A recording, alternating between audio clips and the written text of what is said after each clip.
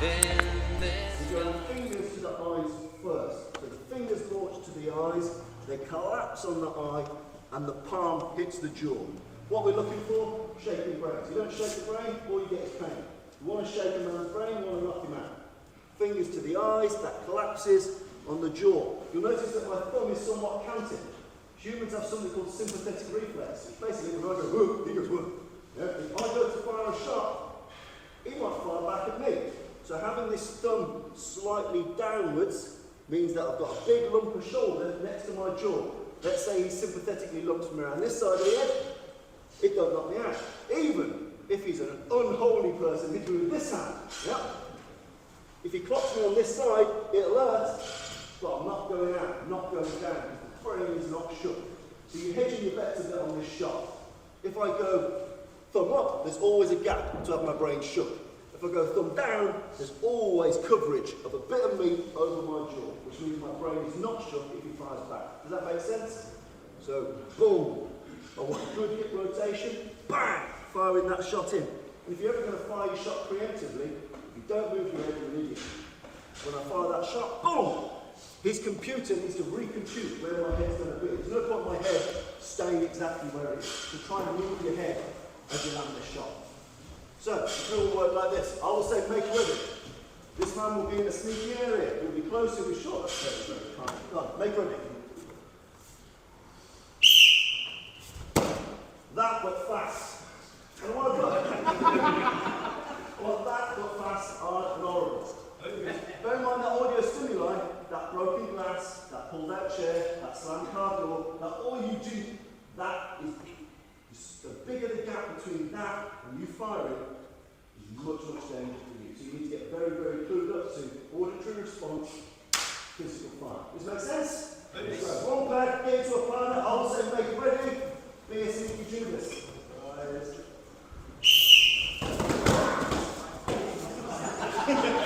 This is a room with very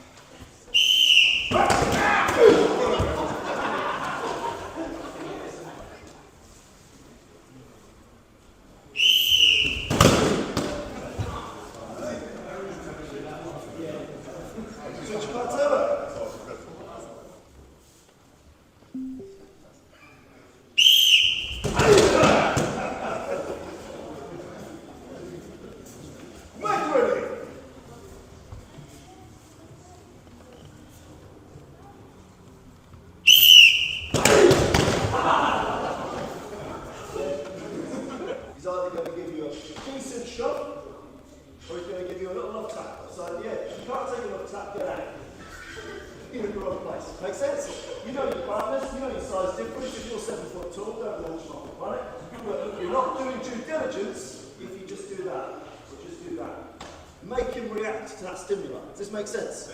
So now we've done auditory stimuli.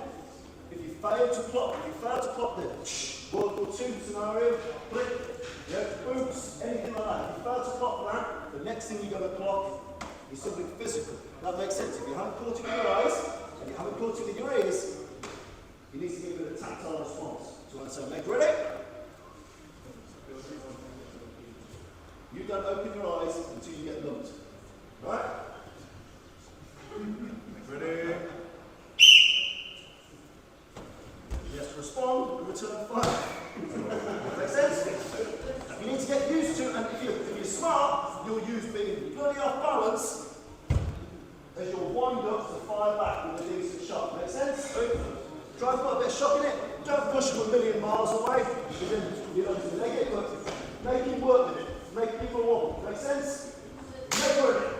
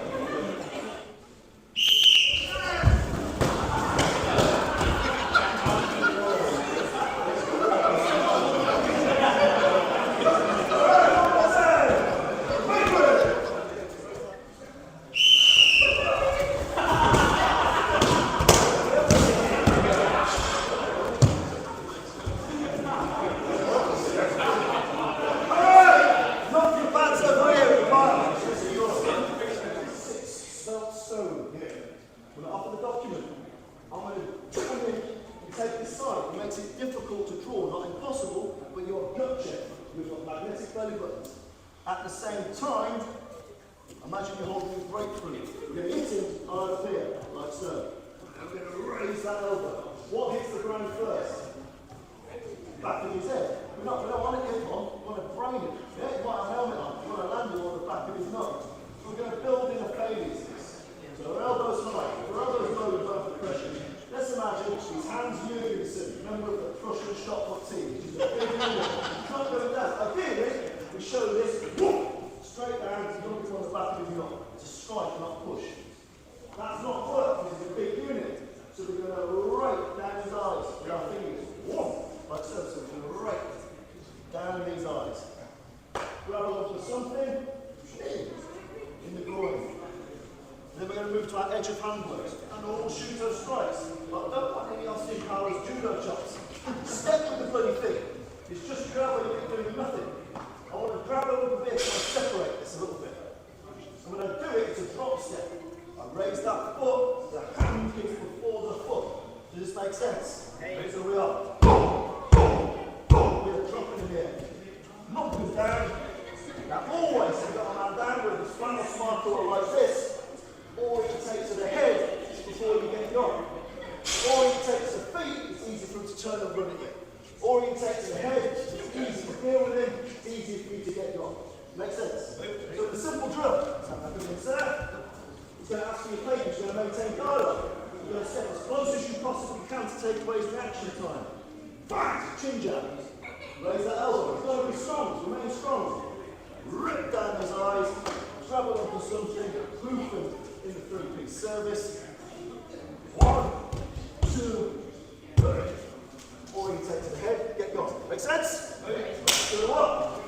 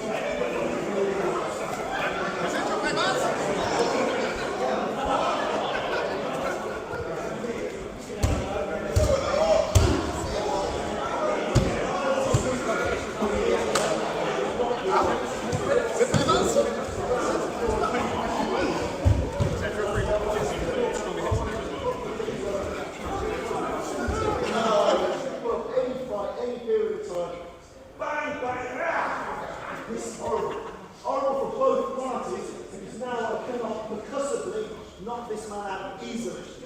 Make sense? Knocking him out, perfect. Shake his brain, lump him, done. Safe, beautiful, walk away guarantee. If you haven't done it, odds are you're going to end up in this trench fight, mean, fighting, horrible. And this means I'm pinned in time and place. If I'm pinned in time and place, Fat the Bad Shot Terry's going to join in, Clarence Ruber's going to join us from the back of Tony Plaza, everyone's going to join in. So, in this truck, I'm going to get you facing each other in lines. I'm going to blow the whistle and you're going to collide in a Weatherspoons wrestle. I want a bit of belly on it. Yeah? And we're going to look at a really simple thing. A leverage shot. So we're going to use our left hand in this instance. And we're going to put our armpit right over his shoulder. And we're going to hold on to his right hand. He's trained or not trained, your right hand, 9 times out of 10 is your decent one. This 7-stone man hanging off this good arm now renders it mostly useless. You see I've kept bicep control here. So if you want to get a bit spicy with that one, difficult, you try to do with that hand. Put it first, every time. Target.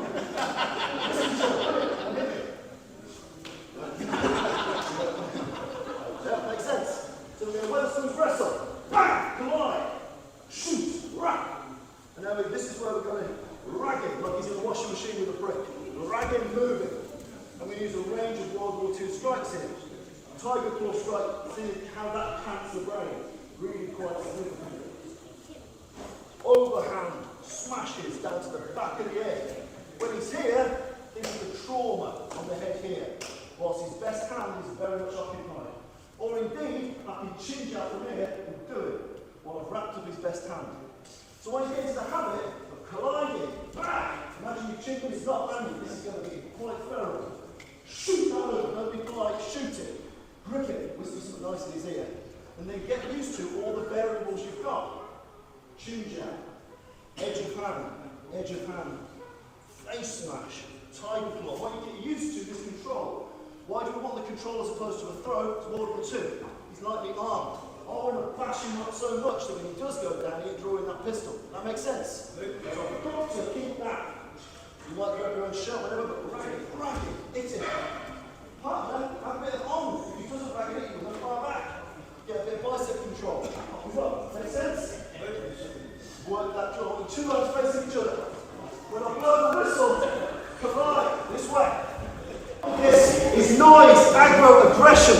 Have the Wetherspoons wrestle for at least 5-10 seconds. Yeah? Make ready. Collide, wrap. Always on the whistle. This side are going to do the wrap and bash, but work with some of the techniques. Whack them, bash them, get used to that control. But the Wetherspoons wrestle itself, I don't want it limp. I want to really jump into it. Make sense? Okay. Like, hey, whoa. Make it ready. Step back a bit. I want you to collide like musky horses, fighting over the last sexy walls on the beach.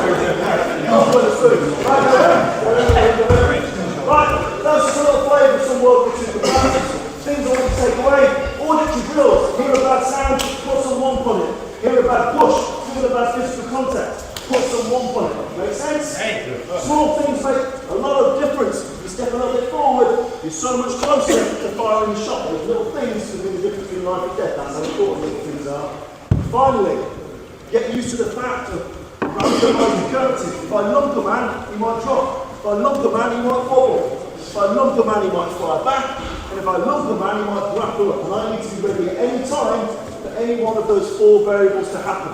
But if you can take the right arm out of the fight, you can cause a lot of damage very quickly, preventing weapon access both historically and today. But up until the it's been my pleasure. Thank you very much.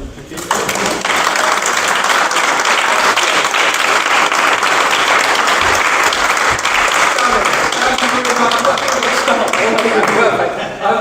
I was going to say, we'll wish him well with his fight tonight, but to be honest, I wish your opponent well. It's not going to be in hospital for too many days after that. I mean, about a week or so, it'll be alright. But no, hugely appreciate that. Thank you so much for coming, especially as you've got other commitments tonight with this fight.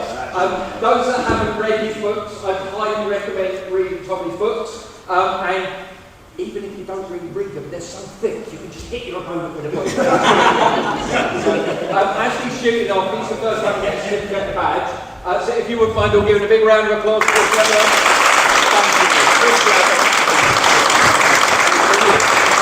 Whenever you need to feet off, do, but you're welcome to stay for the rest of the day.